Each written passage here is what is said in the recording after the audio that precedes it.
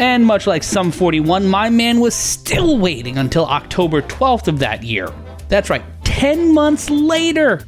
And he wrote a letter to NWA President Sam Mushnick saying Martinez was owed 20 grand. Now, I did some math on this. According to the DCI inflation calculator, that 20 grand would be worth right now $233,000.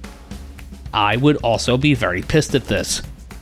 Not only was Martinez mad about the $20,000 he was owed, he also was frustrated at the lackluster cards that Mont had been booking, not only affecting cards across the state of New York, but in Philadelphia and Baltimore, where talent was used from the NBA.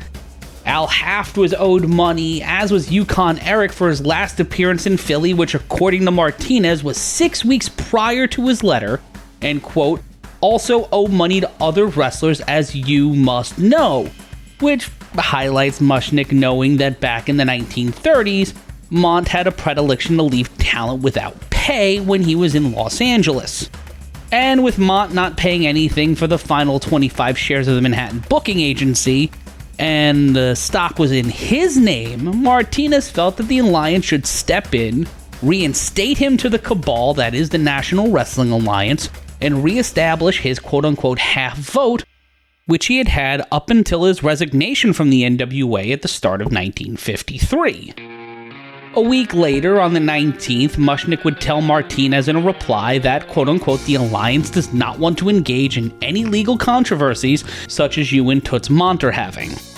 This is the NWA basically saying none on us in an official capacity and looking to avoid any implication in a potential Martinez lawsuit against Mont.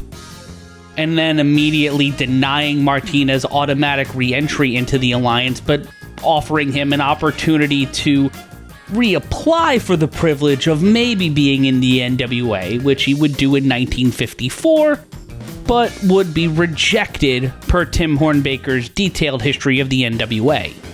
Now, the reason why Martinez's application may have been rejected might be due to something that Martinez did in retaliation to only $5,250 of that 20 grand being paid back to him by Toots Mont.